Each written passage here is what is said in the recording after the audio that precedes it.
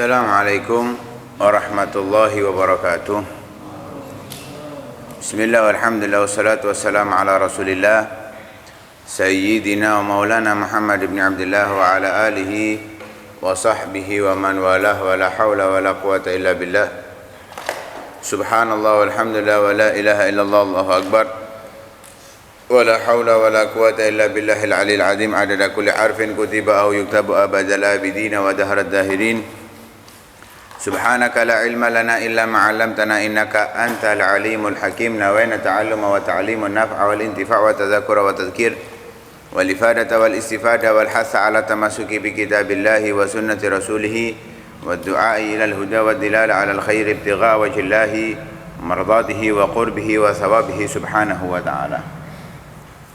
Faslun fi mahiyatil ilmi wal fiqhi wa fadlihi.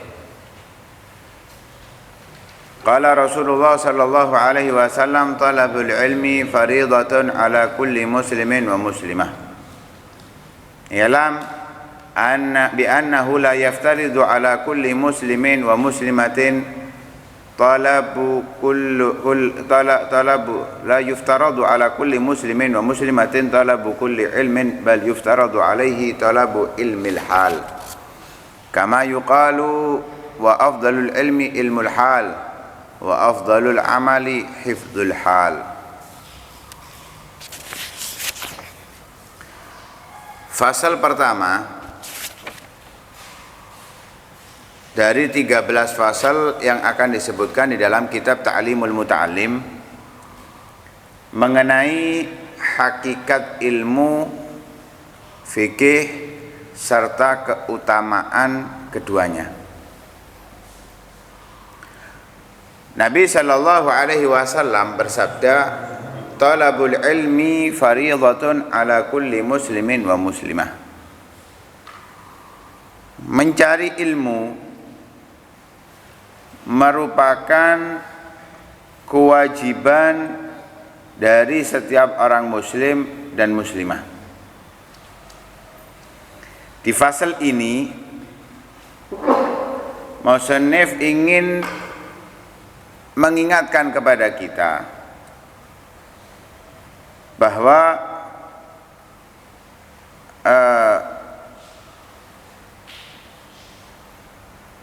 yang pertama menerangkan tentang keutamaannya,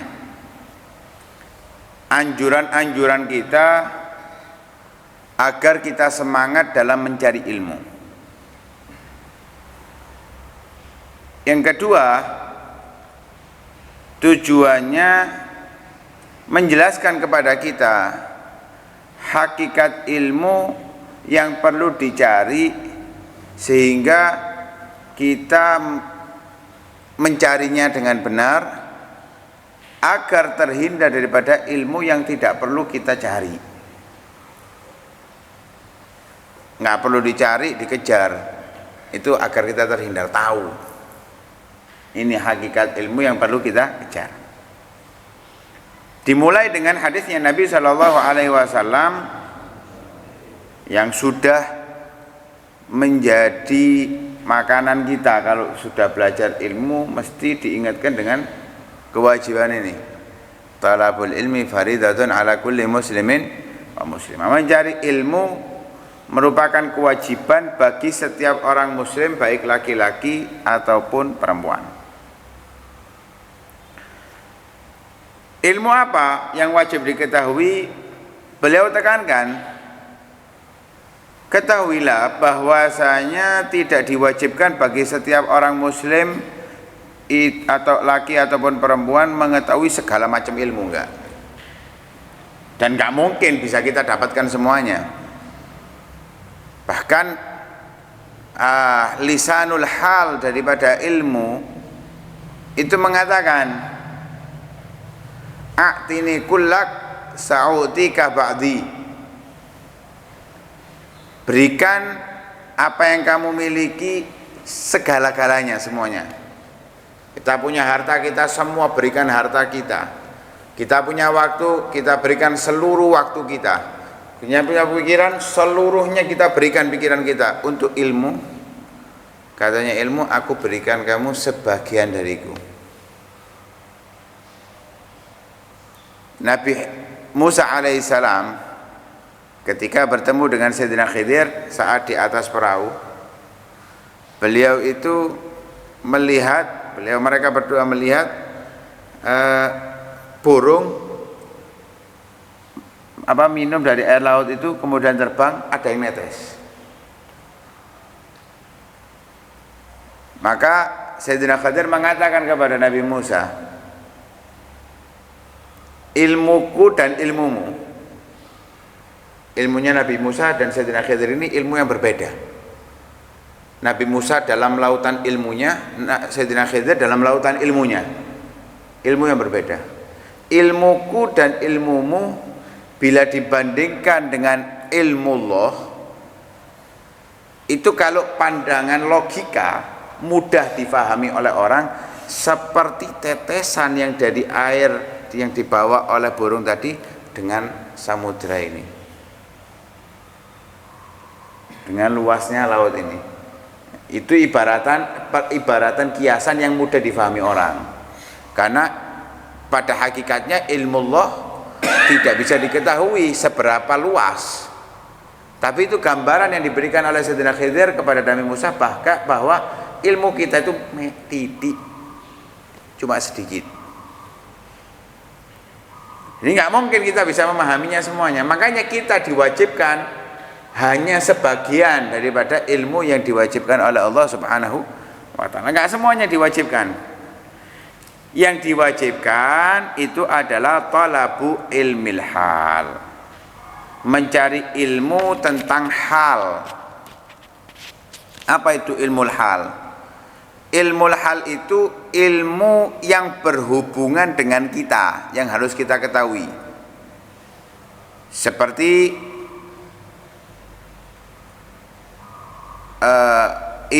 ilmu yang bisa menjaga kita dari kekufuran, ilmu yang bisa mengisi keimanan kita, ilmu tentang sholat,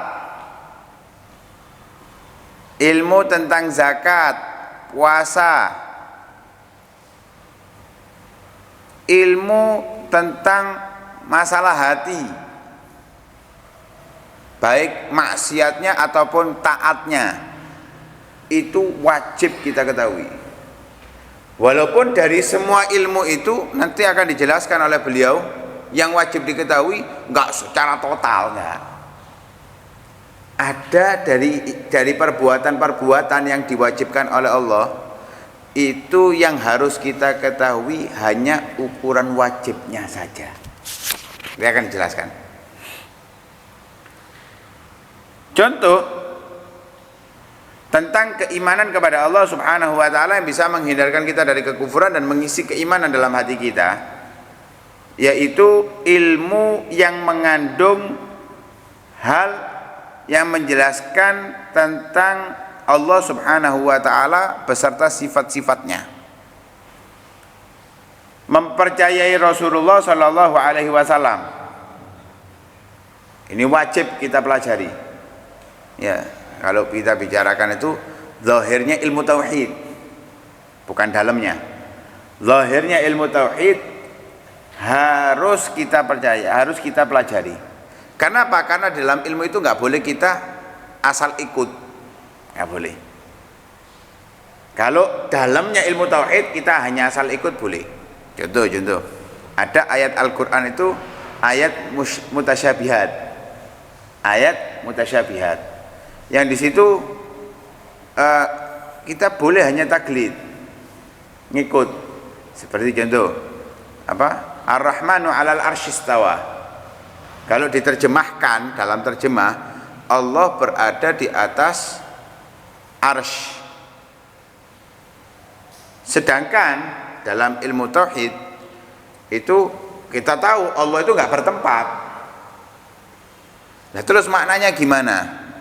Sebagian salaf, kebanyakan dari salaf itu memberikan artinya pasrah kepada Allah. Allahu a'lamu bimuradi. Wis. Allah lebih tahu dengan maksudnya. Sebagian memberikan penjelasan Ada yang menjadi ilmullah, mulkullah. Banyak penjelasan daripada para ulama, kebanyakan daripada ulama khalaf, ulama yang akhir-akhir memberikan penjelasan. Dua-duanya tidak ada yang ngawur. Kita sebagai orang awam boleh hanya melok ae wis, melok iki oke, melok iki oke, boleh, nggak ada masalah. Tapi kalau yang kita nggak boleh seperti apa? Mengetahui bahwa Allah itu esa, harus ada pengetahuannya, harus tahu, bukan hanya sekedar melok. Allah itu esa, apa tanda keesaan Allah? Dalam Al-Quran disebutkan wa'lam annahu la ilaha illallah, Allahu la ilaha illahu, law kana fihi ma alihatun illallah lafasadata. Ada banyak ayat yang menjelaskan hal itu. Oh, masuk akal. Kalau ada Tuhan selain Allah bareng, rusak tatanan dunia ini, bumi ini rusak. Sing Tuhan pertama kepingin ono matahari, sing Tuhan kedua gak wis urung raya matahari ini, ya apa? Nah, masuk akal gitu. Nah, itu harus kita ketahui, kita pelajari. Kebenaran Rasul harus kita pelajari. Nabi jujur, dari mana bukti jujurnya? Sebutkan kejadian-kejadian yang kemudian ayat-ayat Al-Quran yang menjelaskan kebenaran Nabi Sallallahu Alaihi Wasallam. Ya. Seperti wa ma yantiqu anil hawa in huwa illa wahyun yuha dan seterusnya.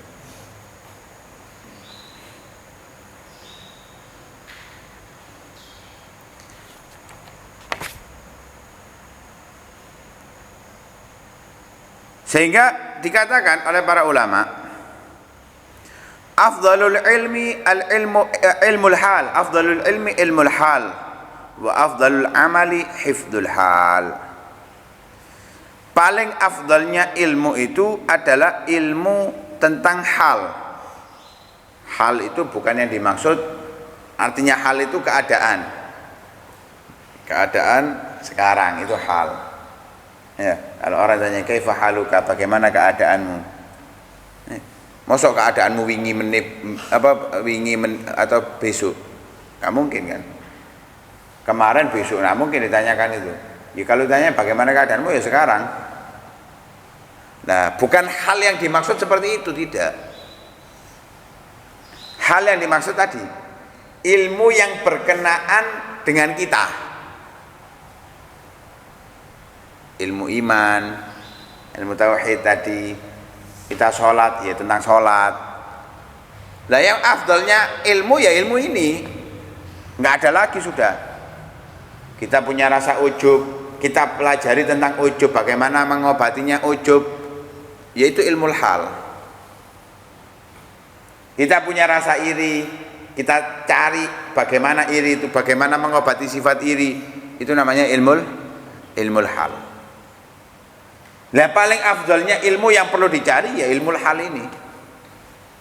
Sebagaimana juga al-amal afdal wa afdalul amal hifdzul hal. Paling afdalnya amal itu ya menjaga keadaan kita itu dari ilmu itu agar tidak rusak dan tidak sia-sia.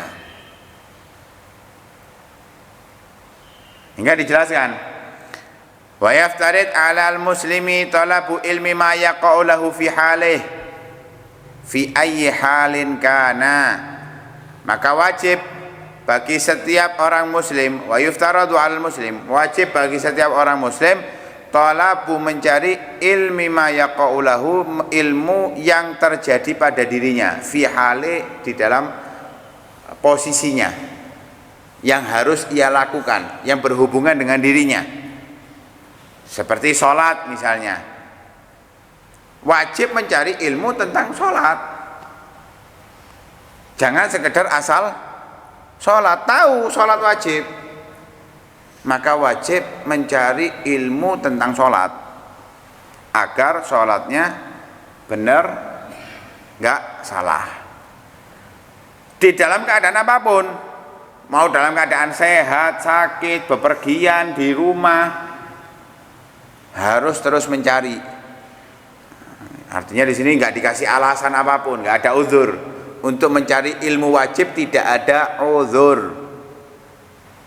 Sik barengan aku ono undangan, nggak oleh. Sik barengan aku ono waliman. Walimah sunnah ini wajib. Lu walimatul urus itu wajib. Ono syaratnya 15 syaratnya, belum tentu keturutan syarat itu. Apalagi di Indonesia. Akeh gak keturutane we syaratnya. Wajibnya walimatul urus itu. Akeh gak sampai syaratnya. Kalau cari ilmu, nah ono alasan sudah. Wih, pas arek rekreasi setahun sepisan, ndak ada alasan. Kamu dituntut di akhirat nanti karena kamu nggak benar sholatnya, nggak dituntut gara-gara anakmu gak rekreasi, nggak ada tuntutan. Sakno, apa bener aku kok baru ngerasakno kon? Ternyata disasakno ngledek aku sing susah. Nggak ada alasan sudah. Kalau sudah ilmunya itu wajib, nggak ada alasan apapun untuk meninggalkan. Nggak ada alasan. Kerja itu wajib setelah wajib ini. Jangan jadikan alasan. Kalau bukan ilmu wajib, barengan kerja, monggo, fadhol. Itu pilihan. Kalau memang tidak bisa ditunda kerjaannya, lakukan kerjaannya. Kalau itu memang kewajiban nafkah, maka itu wajib, lebih afdal daripada mencari ilmu yang bukan fardu ain. Monggo silakan. Tapi kalau ilmu wajib, nggak bisa. Harus mau mencari. Nah, kita kan nggak perlu nyari sebetulnya. Kita sudah disediakan kari teko apa enggak, wis ngono tok. Sudah disediakan waktunya, diberikan waktunya. Tinggal kita mau apa enggak, wis ikut tok. Kalau dulu enggak, susah. Mereka itu datang ke guru belajar. Gurunya standby di rumah, di masjid, datang orang untuk menimba ilmu. Saiki gurune ngenteni, gak gawe pengajian, gak buka pengajian, yo gak ngira diparani. Diadakan pondok biar ada yang mau mondok. Dulu gak ada pondok. Belajar itu perorangan. Seperti itu. Makanya beliau menekankan di sini, yang wajib itu ya ilmu dengan keadaan kita. Gak ada alasan apapun untuk meninggalkannya. Contoh di sini contoh. Fa innahu la budda lahu minas shalah. Kita ini wajib sholat setiap hari 5 waktu. Fa yuftaradu alaihi ilmu ma yaqa'u lahu fi sholatihi. Maka wajib bagi kita untuk mengetahui apa yang menjadi kesahan sholat kita. Bi qadri ma yu'addi bihi fardhus shalah. Ukuran bagaimana bisa kita menjalankan sholat dengan benar. Seperti apa? Syarat rukunnya, syaratnya sholat, baik syarat wujubnya atau syarat syarat sahnya. Syarat wujub bagi siapa wajib sholat? Oh, kita termasuk yang wajib, sudah tahu kita syarat wajibnya. Berarti bagaimana syarat sah sholat kita? Syaratnya sholat ada berapa? Harus kita ketahui satu persatunya. Setelah itu kita pahami rukun-rukunnya. Seperti baca Al-Quran wajib, walaupun nanti ada tolerir bagi orang-orang ma'dzurin, orang-orang yang diuzur, seperti orang baru masuk Islam, dia belum bisa baca Fatihah, waktunya mepet, mosok ati gak sholat, ngenteni baca Fatihah, sholat toh. Kalau nggak bisa Fatihah, ayat yang lain, nggak bisa ayat yang lain diganti dengan zikir, nggak bisa dengan zikir diganti dengan diem, ukuran Fatihah, sholat tetap. Tapi setelah itu wajib untuk belajar Fatihahnya. Jadi rukunnya semua dipelajari dengan benar.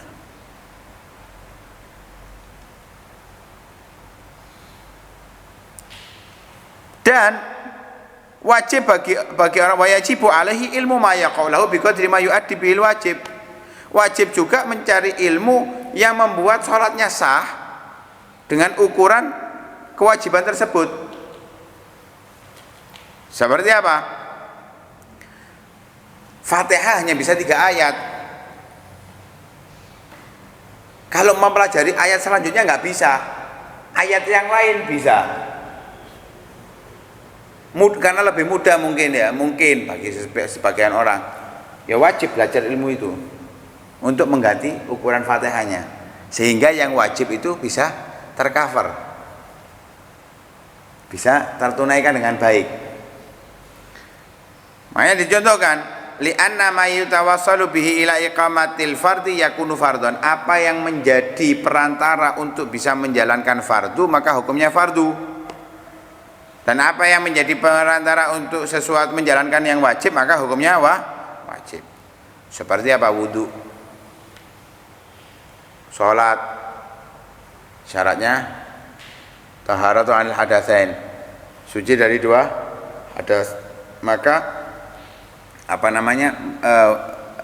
mensucikan diri dari 2 hadas ini juga hukumnya wajib karena menjadi perantaranya. Miftahus shalah at-tuhur, mensucikan najis. Wajib belajar ilmu tentang mensucikan najis. Mau nggak mau kita pasti terkena najis. Entah itu tubuh kita, entah itu badan pakaian kita atau tempat yang kita gunakan. Mau nggak mau pasti kita kena najis. Mosok kita bisa terkena dari najis? Nggak mungkin. Ngoyo gak nyiprat blas, gak mungkin. Ngoyo tok sudah ada najisnya sudah. Apalagi nyiprat. Mau nggak mau kita akan terkena najis. Apalagi tempat jejak ya gak ngomong-ngomong lek buang air ya. Mesti ada. Maka dari itu wajib mempelajarinya. Air wajib. Air mana yang boleh digunakan untuk taharah, air mana yang tidak boleh digunakan, wajib. Itu semuanya berhubungan dengan kewajiban ini, maka semua rentetannya menjadi wajib untuk diketahui. Masih ada beberapa penjelasan lagi tentang penjelasan ini. Belum, masih dalam kemuliaannya. Ini masih dalam tentang wajibnya. Wajibnya mencari.